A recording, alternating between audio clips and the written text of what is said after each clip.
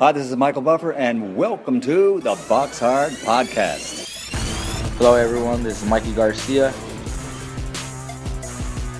This the monster from the swamps, Regis Rougarou Program. Hey, what's up? This is King Carlos Molina, former IBF World Champ. This is Michael, the Bounty Hunter, 2012 Olympian and your people's champ. This is Charlie Edwards, flyweight champion of the world. This is Fast Eddie Chambers, and you're listening to the BoxHard Podcast with my main man, Joey Coastman. Hello everybody and welcome to episode 399 of the BoxHard Podcast. Next week's episode will be episode 400. How crazy is that? Anyways, I'm your host Joey Coastman. I'm joined as ever by former heavyweight world title challenger, the pride of Pittsburgh, PA, the pride of this podcast. It is of course Mr. Fast Eddie Chambers. Eddie, how you doing this week, my man? I mean, well, you're the class of the podcast. I guess I'm the pride. I guess that can work. But yeah, I'm good, man. I'm good this week. How about you? How you feeling? Always good when speaking with you, Eddie. Always the same. Let's dive straight into the review part of the show. Only 2 cards to go over. We're going to really whiz through this part. We're going to start here with this one. It took place on Thursday, the 1st of June, a week ago today. We saw Eric Bazinian move to win number 30, a unanimous decision over 10 against Jose de Jesus Macias, now 28-12 with 4 draws. It was for the NABF and NABA super middleweight titles, a 10-round unanimous decision there for Bazinian. That's what I expected, to be honest with you. Also on the card as well, Steve Claggett, 35-7 with 2 draws. A TKO for him in just round 3. Against Alberto Machado, now 23-4. It was never going to go the distance, that one there. Machado, like I say, he can hit or be hit. That's pretty much how it goes. He either knocks you out or gets knocked out. It was for the vacant NABF super lightweight title. All the best there to Steve Claggett. Congrats on the win.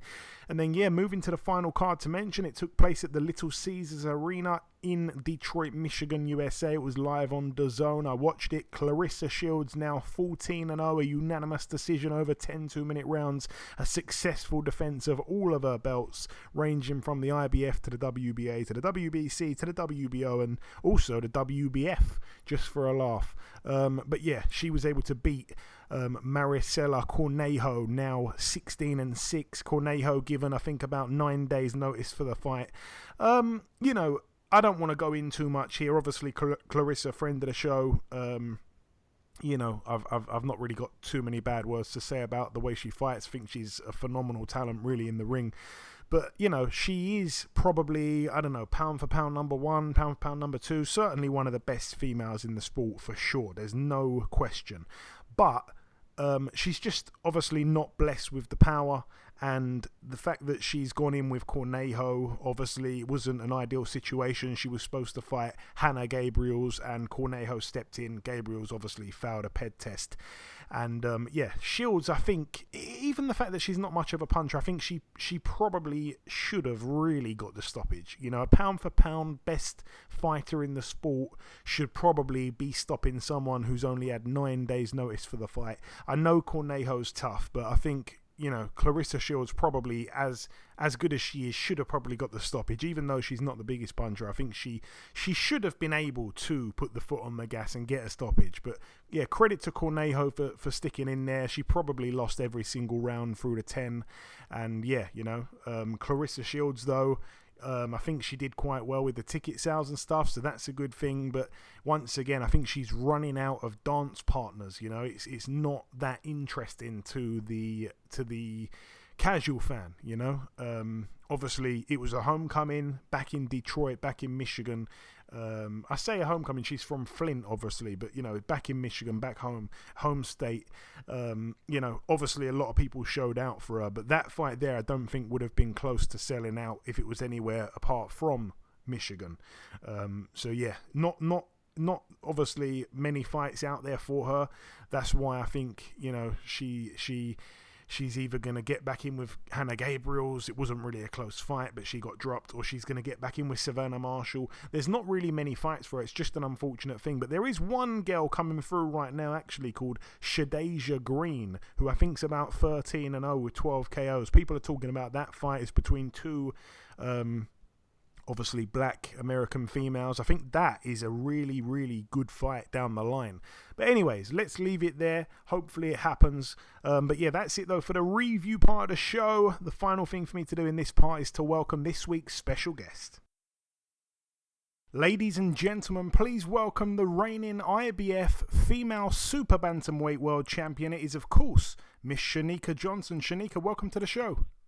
Thank you very much for having me. Hey, it's my pleasure. So, Cherneka, first things first, obviously welcome on the show. It's an honour to have you on. Just, if you can, give our listeners a little backstory, just briefly, into your journey of obviously becoming a fighter. Where did your love and your passion for boxing begin, if you can tell us? To be honest, my love for boxing came from just BoxFit. I think I was in like grade 8 in high school, and I went to a local BoxFit class.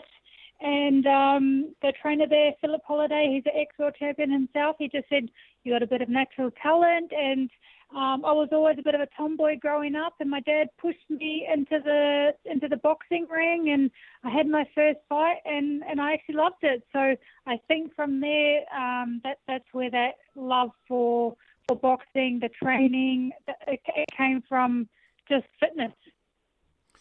And you've been a pro now for just over 7 years. Obviously, your record stands at 15-1. You became world champion back in April of last year, so just over a year ago.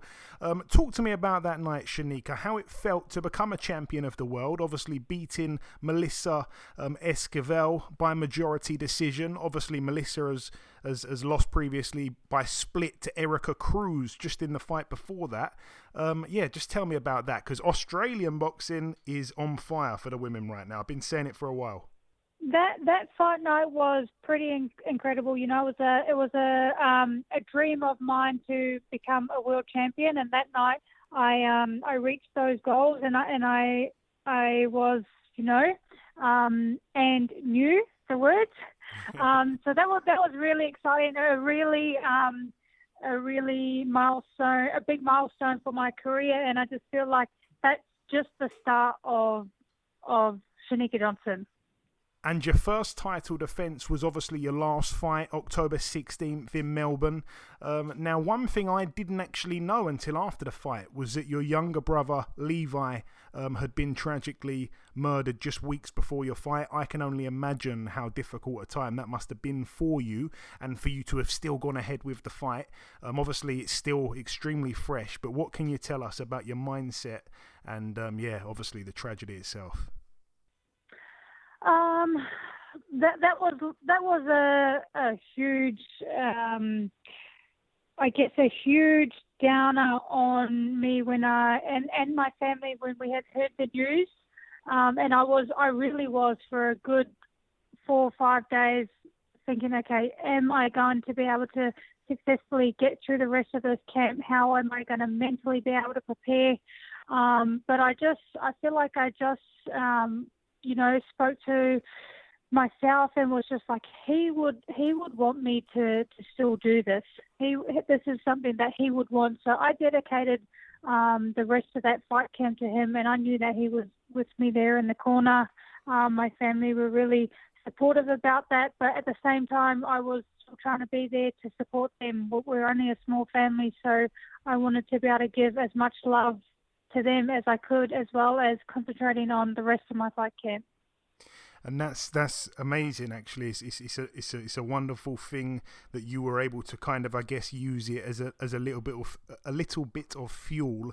And yeah, I mean, I can't imagine, like I say, what you'd have been thinking, what you'd have been going through. But yeah, you showed true professionalism, and I did watch that fight. We should touch on that just briefly. An excellent fight. You know, a unanimous decision over 10 against the vastly experienced, super tough Susie Ramadan. Not to mention that cut you sustained in that fight. for me, has to be the worst cut I've ever seen in women's boxing. I've seen people shot in the head with less of a wound. Just tell me how you got through that fight. And yeah, like I say, the heart you showed was insane. I feel like, I didn't see the cut at first, but I could feel the blood running down my face, and I could feel like my eyes filling up, and I actually couldn't see at one point because it was just like, wow, how can I get this out of my eye? And she actually looked at me with like a really worried look on her face. It was like, oh, you're bleeding. And I'm thinking to myself, like, we're fighting, who cares, But then when I got back to the corner and my cut man Craig jumped in, I was like, oh, okay, must be pretty serious here. And then I seen like my white top was pretty much red. So I feel like just because I'm cut, I'm not giving up here. Yeah, like I say, the fight itself was really exciting while it lasted, and that cut was just shocking, actually. Shout out to your cut man, actually did an amazing job. But yeah, that brings me on to your next fight. He's incredible. He saved it. He honestly saved the fight. Craig did. He's incredible. Shout out to Craig. I agree. That was unbelievable, the job he did. But yeah, like I said, that brings us into your next fight. It goes down this weekend at the Wembley Arena in London. You'll be defending your title against the UK's Ellie Scotney. Tell me what you know about Ellie, Cherneka. To be honest, I had never heard of her before she challenged me, but then again, I feel like I'm a little bit sometimes in my own bubble and concentrate on what I'm doing and don't really venture out into, I guess, stalking other people and things like that. So once she was on my radar and her name was mentioned, we did a little bit of study on her. Like, she had a strong amateur background. She looks sharp. She looks quick. She's not going to be an easy fight, but I just feel like they aren't prepared for, I guess, the full potential that I have. Like, Melissa's fight and then this fight with Susie, that wasn't the best of me, and I'm yet to bring out the best of me. So I'm really excited to showcase that against a younger, sharper, upcoming fighter, and to I guess take my belt home here over in the UK, coming to a background. Like, I'm going out of my comfort zone because I'm confident in my ability that I'll still take my belt home. And one thing is for sure, she hasn't boxed anyone near your level just yet. Over here, very interesting to me was that you're about a 4-1 underdog, which I think is absolutely crazy. I mean, the fact that this fight as well was originally to take place on that Taylor Cameron undercard, I did want to just mention. I've kind of thrown two questions into one here, but yeah, did that disrupt training camp in any way for you? It put a little bit of a downer vibes on it because I was really looking forward to being on such an incredible women's fight card over in Ireland on Paddy Taylor's homecoming. But at the same time, you can't like pick and choose. Obviously, being the fighter, you sort of just got the cards that you're given, and at the end of the day, it probably worked out best because I've had a longer camp, more time to grow as a fighter, and just like this has honestly been the best camp that I could possibly have physically, mentally, emotionally. Like, I'm in a really good place at the moment. It's great to hear that, and like I say, I'm really looking forward to the fight. I wanted to ask you as well, Cherneka, you said that sometimes you're in your own little bubble, you don't really concentrate on, many other fighters. I wanted to ask if you do have, though, a favourite female fighter out there right now, or maybe a couple of favourites, if any. I do really admire Katie Taylor, even though considering her recent loss, like, she's just been an incredible role model for the sport and women's boxing in general. Like, just hats off to her. She's an absolute incredible fighter. She's definitely up there with one of my favourites. And also Amanda Serrano. She's tough, she's got a really strong style, which I like, and I look up to her. Okay, even though she's a southpaw, I just like her as a fighter. Yeah, no, I really enjoy watching Amanda Serrano. I think she's excellent. And also, I wanted to ask, again, I know you've got a fight coming this weekend, and maybe the worst time to ask this, but is there any females out there that you would like to box in the perhaps not too distant future, or is it just all focus on Ellie? At the moment, I try not to look too far ahead of what's in front of me. So, once we get over Ellie, then we'll look into what's next. Like, I don't want to go too far ahead because there's a job to be done first. Absolutely, absolutely. Smart answer. And I wanted to ask as well, Cherneka, obviously you've been here a couple of days now. In fact, I'm not entirely sure how long you have been here, but how have you been treated since arriving in the UK? What have you made of the country so far? I've been here since Sunday, and the first day we arrived, the sun was shining, so I was wrapped. I was so happy. I love it when the sun's out. And then the last 3 days it's been a bit cloudy and overcast, so I was like really vibes. Today the sun's out, so I'm happy again. But other than that, the UK is it's sort of similar to Melbourne, to be honest. So I'm adapting really well to the time zone. Like I'm pretty good at staying on top of those like little minor 1% of things, like all of those things come fight night, like sleep routine and things like that. So other than that, like the UK has been good. Been doing a few media days with Metro, which I'm heading out to very shortly for the first time meeting Ellie and official face-off. So they've been pretty good. Excellent to hear. And yeah, like I say, quite honestly, I was Other than I did request when coming here, I did want a fridge, and we've had to source our own fridge because for some reason we couldn't get a fridge. That could be my only complaint about it. Well, at least you got it in the end. That is good to know, though. Yeah. Okay, so at least you got the fridge. Thank God. I was gonna say, I was really impressed with your victory over Ramadan, and I think a lot of people over here haven't really seen you fight before. Maybe a lot of people are overlooking you. I personally think if Ellie is overlooking you, it'll be a huge mistake on her part because I know how good you are. I wanted to ask if you had a prediction on this fight, Cherneka, or are you not really one to make predictions? I'm not really one to make predictions, but I sort of have a game plan. Like I've got a game plan in my head, and me and my team have a game plan. And I think if we can pull that off, we're definitely going to disrupt her fight plan as of what we've seen previously. And I just feel like I'm not going to be the fighter that she's expecting, and I'm going to be more than the other fighters that she's previously fought. Yeah, no, I agree. Like I say, I think there's a hell of a lot to your game. It's not just textbook. It's not just predictable. Like I say, I saw a lot in your last fight, and you'd have fought even better if you didn't have that huge gash on your forehead as well.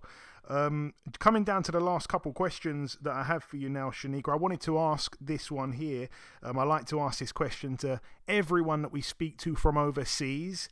If you have one, favourite UK fighter, who springs to mind? It can be any era, if you like. If you have one, let us know. Can I say Katie Taylor? Yeah, I mean, I'll let you have that. Obviously, she's Irish. She's Irish, but I'll let you have that. I'll let you have that. She is obviously. Okay. Thank you. Yep.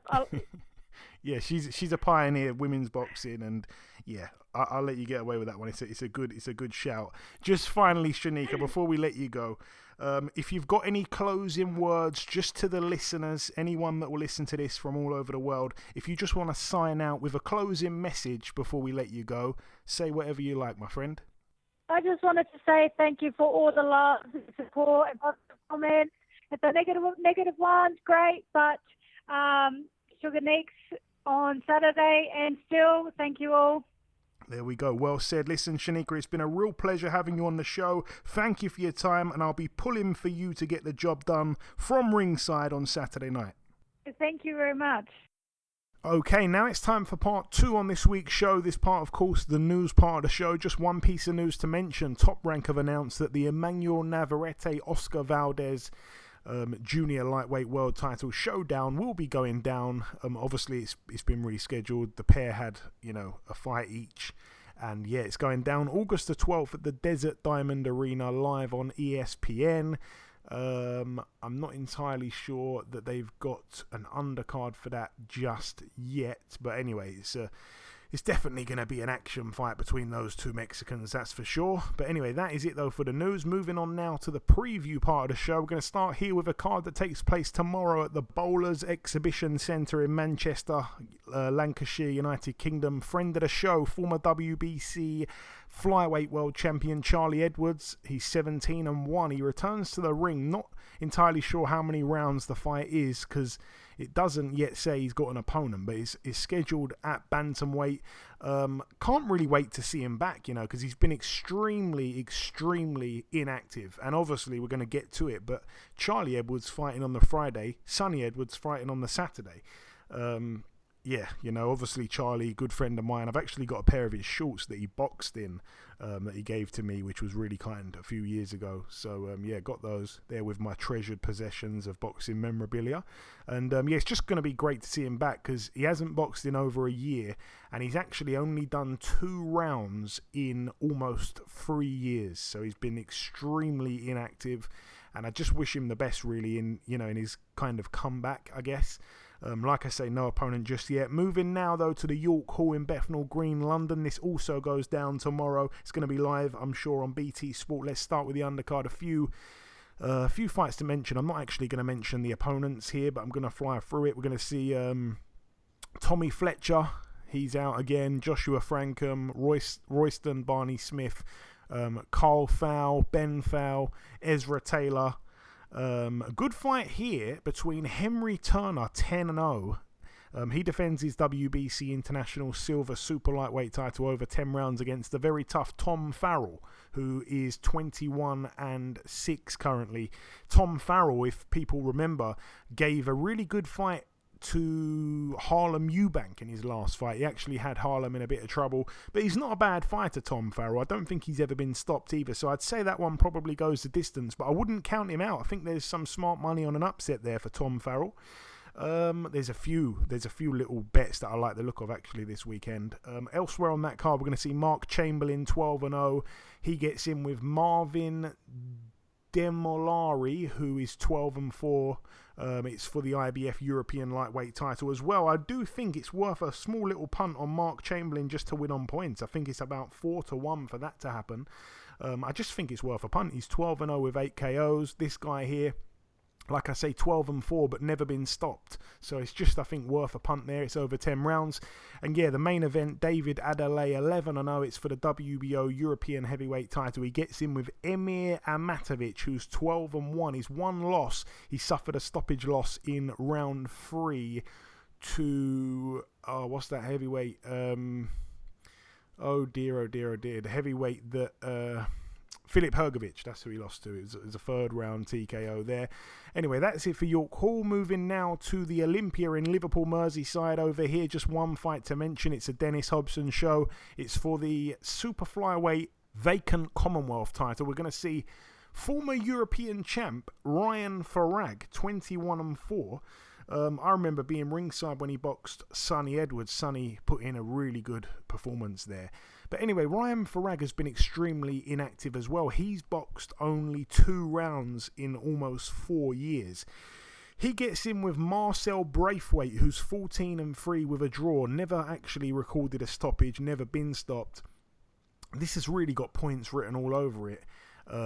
Probably for Braithwaite, just because I think he's done a lot more in the time out that Farag has had. I don't really think Farag is going to be in his prime anymore at all. He's a few years removed from it, I'd say. And he must be getting up there in age now, Ryan Farag, 35 years of age. Marcel Braithwaite, I'd expect him to win. But yeah, I think probably even on points, that's probably the bet. But I wouldn't be surprised if he did actually get a late stoppage, just because it's a 12-rounder. And Farag, like I say, has done 2 rounds in almost 4 years.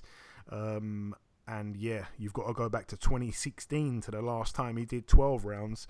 That's it for that one there. All the best to both men. Moving now to the Commerce Casino in California. This one's going to be on USA UFC Fight Pass. Just one fight to mention. We've got Callum Walsh. He's 6-0 with 5 KOs. He's an Irish fighter prospect. He gets in with the very tough Carson Jones, 43-15 with 3 draws. It's for the WBC USA Silver Super Welterweight title, like I say. Again, Carson Jones about a 9-1 underdog, and not very often do we see him in with a guy that's just 6-0. So I think he's worth a punt at 9-1, and also Callum Walsh to win on points. You can get more than double your money there. So I'd cover both bases there. I think that's quite a decent little 2 bets there. Moving now to this one, it goes down at the Casino Miami JLI in Miami, Florida, USA. It's a Don King Promotions card, baby. I know you love that, Eddie. On this card, we're going to see Guillermo Rigondeaux, 21-3. It's a 10-rounder here at Bantamweight.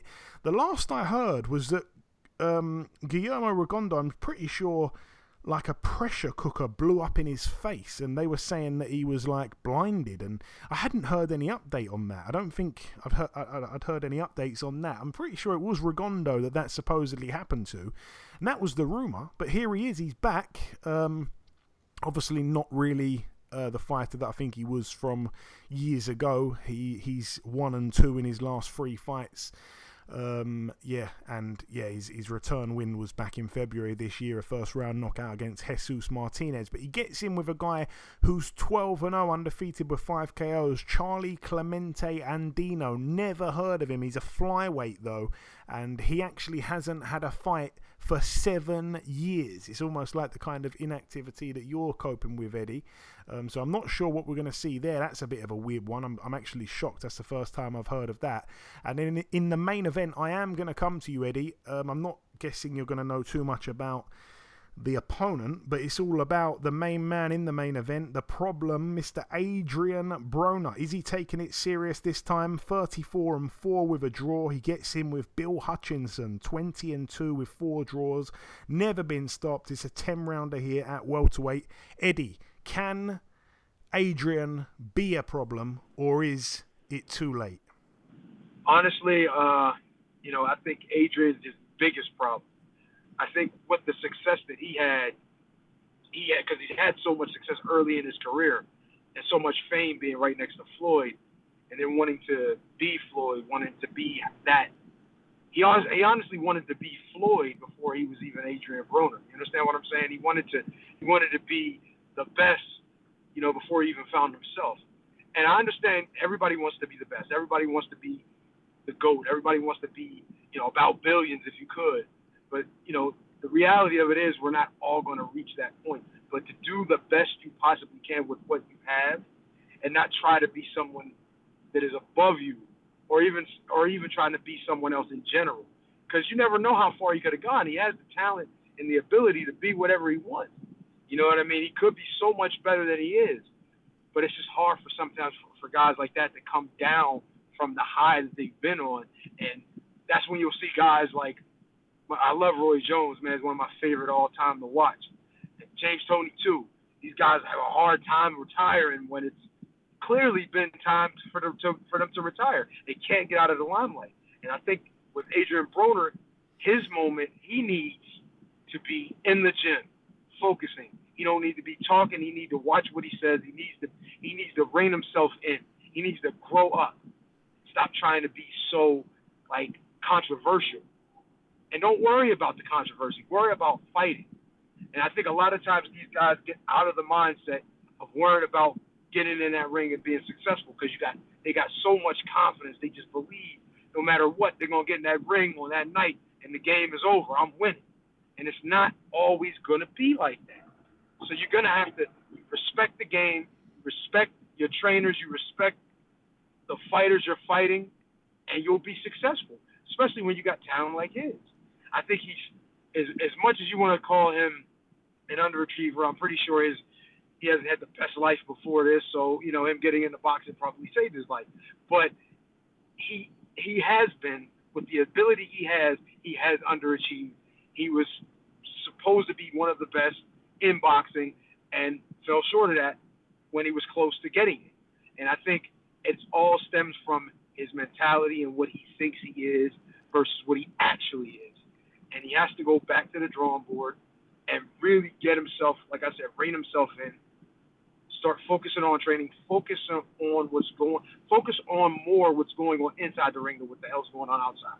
And I guarantee you, he will be so much better. He is older. He's starting to, there's effects of it, the drinking, the party, and all of the crazy shit he's done. is going to catch up, but I'm hoping for his sake that it's going to take more time for that to happen, and that he still has time to right the wrongs that he had going on within his career. Well, all the best to him. Yeah, you know, he is another guy. It just seems like there's so much inactivity. Lots of guys coming back from a lot of inactivity this weekend. Adrian Broner hasn't boxed in over 2 years. It's been 2 years and 4 months. He controversially beat Giovanni Santiago, and then he was also at that point coming off 2 years out the ring since he'd boxed Manny Pacquiao. So yeah, he's done 12 rounds in 4.5 years, and that was just in one fight there. But anyway, moving on. Let's move now to this one. It goes down. It's massively gone underneath the radar, actually. It's going down at the Casino Buenos Aires in Buenos Aires, Argentina, over here. Heavyweight, the undefeated Ivan Dyko, 12-0. It's for the vacant WBA Federcaribe heavyweight title. I'm not entirely sure how he's managed to wind up fighting for that belt, because as far as I was aware, he was 100% Kazakhstani. But anyway, here he goes. He gets in here with former opponent of Dave Allen, Ariel Bracamonte, who a lot of people will remember. 12-10, a bit of a tough guy. So yeah, that's gone under the radar there. I haven't heard anyone talking about that. Ivan Dyko, yeah, he's been out the ring for a year as well. Moving now to this one, it goes down at the Wembley Arena. It's going to be live on DAZN on Saturday. Let's start with the undercard. Friend of the show, Shannon Ryan, 4-0. She's in an 8-2-minute round contest against Martina Bernil, who's 5-1 with a draw. The Romford Bull, Johnny Fisher, 8-0. He gets in with Emilio Salas, who's 7-4 with a draw. That's over 8 rounds there. Obviously not expecting it to go 8. Johnny Fisher, 8-0 with 7 KOs. This guy Salas, he's been knocked out in 3 of his 4 losses, including his last fight, was banged out in 2 rounds. He's also been banged out in 2 rounds by Colby Madison. And yeah, he lost to Keith Tapia back in 2012 on his debut. He's been another one. Like, he's been a pro for over 10 years, been a pro for over 11 years, and he's only had 12 fights. It's really strange. He's a southpaw, 6'4", 38 years of age, residing at the moment in Yonkers, New York. Yeah, Johnny Fisher, I expect to get through him quite quickly, probably within 4 rounds. Also on the card, I think this would be quite interesting. Yusuf Kamari, 15-1 with a draw. Good fighter. Think he's a good boxer. You know, he's got the fundamentals nailed down quite good. He gets in though with Reece Bellotti, 15-5, who again is a real big puncher. Reece Bellotti coming off just over a year out again. I remember being ringside when Yusuf Kamari lost his O to Jorge Castaneda back in October 21. So yeah, he's come back since then with 2 wins against low-level guys. But again, I think Reece Bellotti to get the win, or I'm not sure if it's get the win or get the knockout, is about 7-1. I think that's worth a small punt there. There's a lot of good big prices, I think, on underdogs this week. Moving up the card once again, friend of the show, Nina Hughes, 5-0. She's in a 10 2-minute round contest, obviously defending her world title. She is the reigning WBA World Bantamweight Champion. She gets in with the undefeated 6-0 Katie Healy, who again is stepping in on short notice because Shannon Courtney pulled out the fight. All the best, of course, to Nina Hughes. I'd expect her to win that one relatively easily, to be honest with you. Wouldn't be surprised with a late stoppage, but I would lean more towards points. We've got Siobhan Clark as well, 5-0 with 4 KOs. I remember his last fight, he boxed against Israel Doufus, and a lot of people thought that he would be stopping Doufus, really, and obviously was quite disappointing that he went the distance with him. Well, anyway, he's back here. He gets in with David Jamieson, who's 10-2, but his 2 losses both came to the same man, that man being Mikel Lawal. He lost to him in the first fight, unanimous decision over 3 rounds. It was like a prize fighter type of fight, and then they had the rematch. I remember watching it. It was quite a good fight, actually, but they pulled him out with a broken jaw in round 8. So that's the 2 losses. But other than that, he's quite a tough guy, can take a good shot. And I'm expecting Siobhan Clark to win this one, of course, but I wouldn't be surprised if it actually went 10 rounds. I wouldn't be surprised if we see a unanimous decision for Clark here. Moving up the card once again, we spoke to her a few moments ago. Cherneka Johnson, 15-1. She defends her IBF World Super-Bantamweight title over 10-2s against Ellie Scotney. She finally gets her chance, 6-0. Ellie Scotney, a massive favourite. Like I say, I think Cherneka has a big chance here, and like I say, I think the bookies have overlooked her. She's a 4-1 underdog, and she's even bigger than that to win on points, which is what I think could happen. I don't think she's going to stop Scotney. I don't think Scotney's going to stop her. I think it goes the distance, this fight here. That's perhaps a bet to get on. Not entirely sure what the odds are on that. Probably not great, but yeah, I think Cherneka Johnson is way better than the odds would suggest, and I was really impressed, like I said during the interview, with her fight against Susie Q. I think she was extremely good that fight, especially coping with the cut that she sustained. I think it's a tough test here for Ellie Scotney, who's boxed nowhere near this level and hasn't impressed me in all of her just 6 fights at all. And yeah, moving up the card to the main event, Sonny Edwards, friend of the show, defending his IBF World Flyweight title. 3 world title fights on this card here. But anyway, he's 19-0. He gets in with the little-known Andres Campos, 15-0, with 4 KOs from Chile. A lot of people were saying he's a little Mexican. He's not actually Mexican. He's from Chile. But yeah, you look through his record, and again, it's just littered with not great records. You know, the guys that he's beaten, they don't have great records. It's kind of come from nowhere, but again, it doesn't necessarily mean he's not a bad fighter, or not a good fighter, I should say. You know, you don't quite know what you're going to get. I think he's very much an unknown quantity. People were looking into a little bit of pad work he did in the week. People were saying, oh, he looks quite good on those pads, actually. He looks a little bit sharper than maybe most people thought he'd be. Looked like he could whack a little bit harder than perhaps people were expecting just on the pads, but we can't read into that too much. But what we did see, a lot of people were like, oh, this looks a bit tricky. He looked like his feet were in sync with his hands. So could have his work cut out here, Sonny Edwards, but again, you'd still have to favour him massively. Moving now, though, to this one. It goes down at the Toyota Arena in Ontario, California, USA. Over here, I'm assuming it's on DAZN. It's an Oscar De La Hoya show. Going to start with the undercard. Just one fight to mention. We always like watching him, Eddie. I won't come to you for any comments, but Shane Mosley Jr., 19-4 in a 10-rounder here against Demetrius Ballard, who is 21-1 with a draw. Like I say, I really feel like Shane Mosley Jr. has grown on me. You know, he's become better and better and better. I remember watching him early on. I didn't think he was that great, but slowly but surely he's been beating, you know, better fighters and stepping up the competition, and certainly he has improved. However, I wouldn't be surprised if he lost this one. He gets in with, like I say, Demetrius Ballard, who has only got the one loss, which was in his very last fight to Jaime Munguia. He was knocked out in just 3 rounds. But other than that, he had a decent resume, beating some decent fighters. So I think this one's going to be quite a close fight. I think you can just about triple your money on Ballard to cause the upset. So again, that I think is worth a small little punt. And then the main event, I am going to come to you, Eddie. Jaime Munguia, 41-0 these days. It's a 12-rounder. Still not that interested in boxing for a world title since moving up to I was going to say up to middleweight, but it appears that this fight's a super middleweight. That seems a bit mad. Or is that not mad? Maybe he was at super middleweight all along. I know he was champion at 154. I know he boxed Gabe Rosado. That was at 160. Oh, it looks like he has moved up to 168. He gets in with Sergei Derevianchenko, 14-4. Always in a great fight. You know, he's mixed it with the best of them. Danny Jacobs, Gennady Golovkin, Jamal Charlo, Carlos Adames, amongst others. He's lost, I think, all of those ones there, but they've all been on points. Very, very tough guy.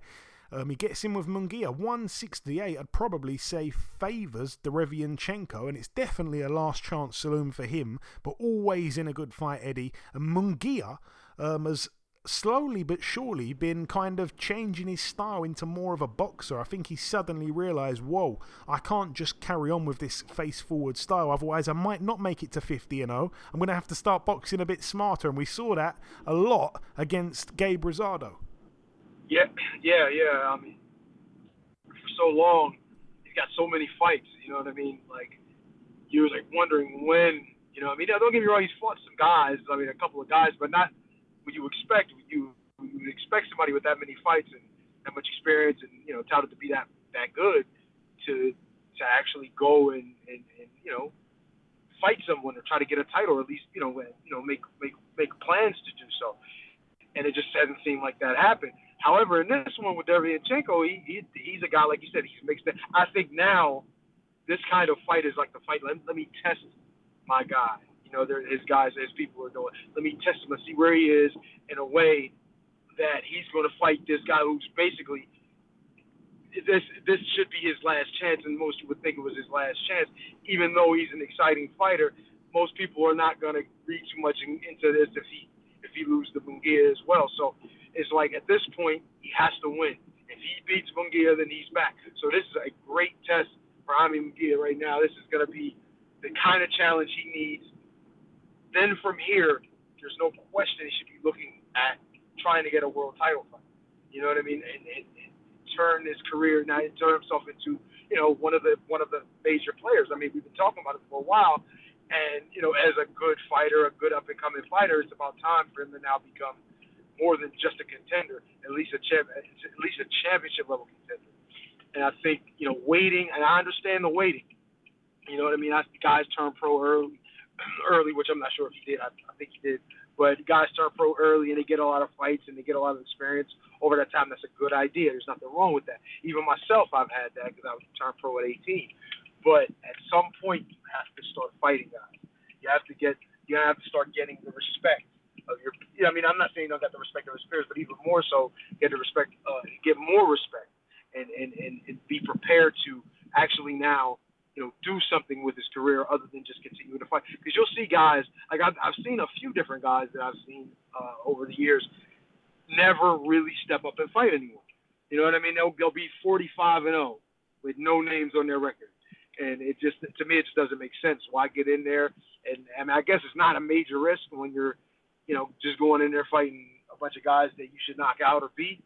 But you never know. You might get that one and you get in there with him and he's a lot tougher than his record says. So it's about that time for him to get in there and show what he's capable of, if he's able to do it against this guy Derevyanchenko, because he's very, very tough. He's experienced, and if you're not prepared, if you're not a real guy, you're not going to be able to deal with him. So, yeah, we're going to get a good chance to see what Munguia can do and whether he's seriously ready for a title shot. Yeah, Munguia obviously put together such a inflated record at one point. When he become world champion, I remember him getting in there with Saddam Ali, and obviously stopping him.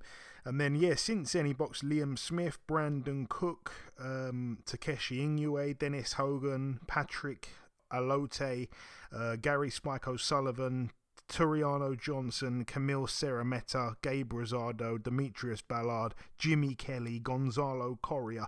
All of these guys, I mean, they're not. I think Liam Smith's probably the best opponent he's boxed, I'd say. I would give a mention as well, maybe to. No, I wouldn't actually give a mention to anyone else. It's been such a weird run. It's like he become a champion, moved up, didn't you know, he could have done what the WBO do. They allow you to go straight in for a mandatory shot. He decided, no, I want to extend the wins and, you know, settle in comfortably to middleweight. And now it appears that he's gone to super middle. So it doesn't make much sense, really. And I actually will say this categorically. I wouldn't be surprised if this is a really, really, really hard fight. Because I would say, depending on what Derevyanchenko has left, he is 37 years of age now and he turned pro late. But depending on what he has left, this could be a really, really tough fight. You know, his 4 losses that I mentioned, he was down in round 1 against Danny Jacobs, got up and managed to lose by a split decision over 12. The next loss is when he boxed Gennady Golovkin. He was down in the first round, got up and lost again super narrowly by just 1 point on one card and by 3 points on the other 2 cards. That 10-8 round in the first round almost cost him in both both fights there against Jacobs and Golovkin, being knocked down in the first round in both fights. He had the loss as well to Jamal Charlo. That, again, was a really close fight. He started to close the fight really well. He started to dominate Jamal Charlo in the late rounds, but he let the early rounds slide away. And then, obviously, his most recent loss was to Carlos Adames. That was a majority decision loss as well. So he has given everyone a good fight, and I just think it depends on what he has left. This should really be one of Munguia's toughest tests, and even though he's 41-0 and he perhaps hasn't had the best opposition against him to amount to that many wins, they are still fights, and he has spent a lot of his career taking a lot of punishment, and if he just walks through Derevianchenko, it's a massive statement. I can't see that happening at all. I think this has got potential to be a really, really exciting fight with a lot of momentum swings, and to be honest with you, the more I think about it, the more I think Derevianchenko's got a big, big chance in this fight. Actually, I'd like to look at the odds, but again, I wouldn't go heavy because, I think Munguia still has a little bit left, enough to win this fight, I'd say. And like I say, in his recent few performances, he seems to be adapting into more of a boxer with longevity on his mind for the first time ever. What else do we have? That's that card there. Moving now to the final card to mention. It goes down again at the MSG, New York, USA. Over here, it's going to be live on, I'm assuming, ESPN, and it's going to be on Sky Sports. I absolutely cannot wait for this card as well. Few fights to mention. Let's run through them. We've got the prospect from Puerto Rico, Mr. Xander Zayas. He is 15-0 with 10 KOs. He gets in with Ronald Cruz, who's 18-2 with a draw. Never been stopped, Ronald Cruz. That's over 8 rounds there. Can Zayas become the first man to stop him? We'll have to wait and see. Might be worth a little punt on him to win on points if the price is right. We're going to see Bruce Carrington, 7-0, get in with Luis Perozzo, who's 16-6. What else do we have? Robson Conceição, 17-2. He gets in with Nicolas Polanco, who's 20-4. That's over 10 rounds there. Polanco never been stopped, coming off 3 losses in a row. You'd have to favour Conceição heavily there. Even though I remember, he got took apart by Shakur Stevenson in his last fight as well. Also on the card, I'm really excited to actually see this young man back. Jermaine Ortiz, 16-1 with a draw. His first fight back since losing to Vasyl Lomachenko back in October. Really happy to see him back in a ring. He gets in here with Humberto Galindo, who's 14-3 with a draw. I remember watching his last fight. He boxed Raymond Muratalla. He had Muratalla down in the first round, but ended up getting knocked out himself in round 9. It was quite a fun fight, though. It was a lot of power shots just being thrown by both men. I'm expecting Ortiz to look good, though, against that style, to be honest. And another, I'd say, blue-chip prospect, as the Americans like to say, Henry LeBron, 17-0 with 10 KOs. He gets in with Carlos Ramos, who's 17-2. That's over 10 rounds as well. The only thing about Ramos, I remember him losing years ago to Jazza Dickens, friend of the show, so I don't think he's going to fare too well against Henry LeBron. And the main event, I'm going to come to you again, Eddie. Josh Taylor, 19-0, defending his WBO World Super Lightweight title against Teofimo Lopez, 18-1. Both guys coming off very controversial decision wins in their last fight. Sandor Martin, of course, dropped Teofimo Lopez. Lopez didn't look too good there, and a lot of people felt like he got a gift in Madison Square Garden. He's back, though, against Josh Taylor. Josh Taylor, like I say, everyone knows he lost that fight last time out to Jack Catterall, and he managed to get a gift decision. It was a year and 4 months ago now. And I tell you what, it's a great fight, obviously, it really is. Josh Taylor is a big favourite. I tell you what, though, I'm not entirely sure we're going to see 12 rounds. There's a really nice price for Teofimo Lopez to get the stoppage, and I know that might sound a bit crazy. Obviously, Taylor's probably the biggest guy that Teofimo would have been in with, and Teofimo, since moving up to 140, he got Pedro Camper out of there, but went 10 with Sandor Martin, arguably lost the fight. It hasn't really looked fantastic. It doesn't look like his old authentic self since, I guess, I don't know, 3 years ago. You've got to go right back to, I mean, the Lomachenko fight, he looked good, obviously. That was 2.5 years ago now. I mean, where does the time go? You know, other than that, you got to go back to the Richard Comey fight, things like that. That's over 3 years ago now, 3.5 years ago since those times there where he was banging out people like Edis Tatley, Diego Magdaleno, wiping the floor with these guys. That's a long time ago now. I've got a feeling, though, that he might do it. I think my pick would probably be Teofimo. I've just got this feeling that he's going to do it. Obviously, the inactivity for Josh Taylor, I think, is going to work against him. A year and 4 months out the ring, away from home. I just have a feeling Teofimo is going to pull this off one way or another. But like I say, Taylor is the massive favourite. I'm going to come to you, Eddie. I don't know how much you've seen of Taylor, but it's a fantastic fight. Oh, no, I saw Taylor in a couple fights, watched the video. And I also saw him in the fight with, it was a big fight. The big fight he had where he, I can't remember the guy, Ramirez, yeah. Ramirez, yeah. That was a good fight. It was a good test for him, too, and he ended up coming out winning. But, yeah, no, he's a fantastic fighter, though. He can box really well. He's smart, you know, intelligent. He knows what to do. IQ pretty high. I would have, you know, before. Can I just interrupt? Sorry, Eddie. Just with a statistic, you got it. A staggering statistic that I found. Josh Taylor's last 6 opponents, their combined records, none of them had lost a fight. 133-0. His last 6 opponents. 133-0. That's got to be right up there with the toughest line, and goodness gracious, that shows you he's fighting all top quality guys and going after them. So you got to give him credit there. But I was gonna say, previous to the fight after the Lomachenko fight with we're talking about Lopez, right?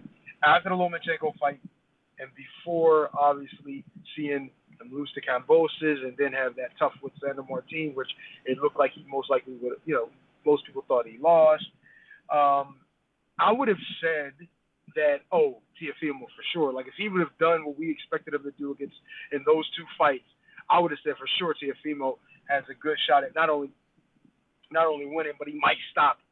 You know what I mean? And that kind of because he looked like this guy is really, really sharp.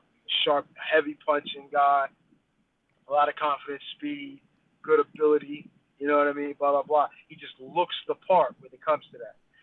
But then, you know, and then obviously not seeing much of Josh Taylor, but I've seen a lot of Josh Taylor.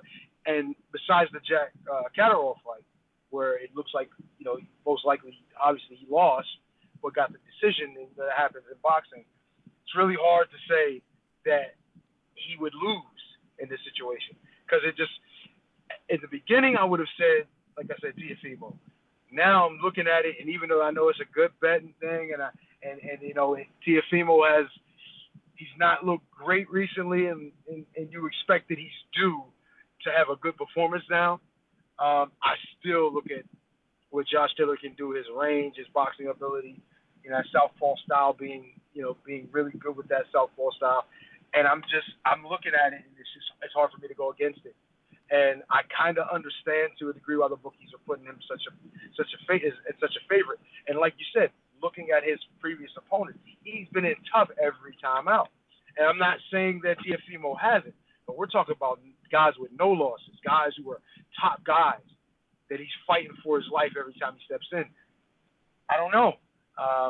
It would be hard for me to go against Josh Taylor in this one. Yeah, and once again, I just think there's so many tangibles. I mean, yeah, Josh Taylor, he went on a heck of a run, you know, beat Victor Postel. Then he took the O away from Ryan Martin, who was a prospect fighting, I think, with Abel Sanchez up in Big Bear, if I'm not mistaken, took his O. Then he went and took Ivan Baranchik's O. Then he went and took Regis Prograis' O. Then he boxed a guy who wasn't very good from Thailand, took his O. Then he come and took Jose Ramirez's O on the road as well. You know, I'm forgetting he's been to America and taken an O. And then, yeah, by controversial fashion, he did take Jack Catterall's O last time out.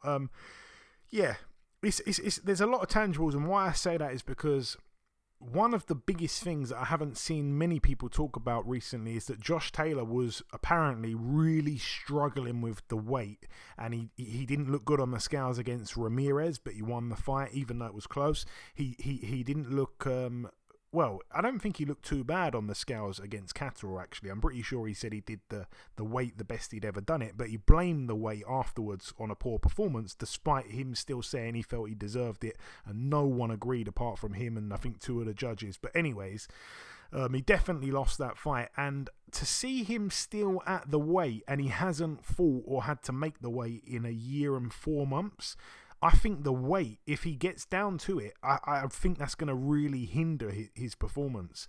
And that inactivity, I think Teofimo Lopez, again, hasn't looked too great since moving up. So that's a thing as well. Like, it's a weight that if they're both 100% healthy and fit at, it's a weight that, of course, all day long suits Taylor. But is he healthy and fit at this weight? And because he hasn't had to make it for such a long time, that's why I feel like the playing field is leveled out a little bit. And maybe 140 now has become actually a more comfortable weight for Teofimo to make because he's still kind of new to that weight. So there's a lot of things to look into. But definitely we can confidently say both guys were very lucky to win their last fight. And a lot of people felt that they got gift decisions respectively. And here we go. It's a great fight. Like I said, I've been looking forward to it for a long time. I think Teofimo has managed to get under the skin of Taylor, which isn't particularly a difficult thing to do. He gets rattled a lot, but then he kind of fights quite well, unless your name's Jack Catterall, in which he got under his skin and he didn't really fight very well. But yeah, I think it's going to be a good one. It's definitely the fight to watch, you know what I mean? Like, unfortunately, I'm not going to be watching the Munguia fight, even though I think potentially that could be the best fight of the weekend, but I'm just too invested in Teofimo Lopez against Josh Taylor, both guys friends of the show. Gotta be watching that one. And yeah, hopefully it is a cracker, but I think there's so many great fights to sink our teeth into this weekend, and I'm really looking forward to next week's show. It's going to be, of course, episode 400, and there's going to be so much to review, which is always going to take quite a bit of time, Eddie. So expect that next week. I think it's going to be a bit long in part 1. But anyways, that brings the preview part to a close. I cannot wait to watch the boxing this weekend. In part 1, we did the review part. Then we welcomed our special guest, Cherneka Johnson. All the best to her. In part 2, we did the news. I've just wrapped up the preview part. The final thing for me to do is to come in with the outro, which I'll do in just a few seconds. Okay, and this wraps up episode 399 of the BoxHard Podcast. I'm your host, Joey Coastman. Eddie Chambers has been with me for the duration of the show. A huge shout out to this week's special guest, the reigning IBF Super-Bantamweight World Champion, Miss Cherneka Johnson. The biggest thanks of all, though, goes out to you, the listeners. Thanks once again for tuning in. That's about everything, though, from myself. Enjoy your weekends, people. Stay safe, and we shall see you all again next week.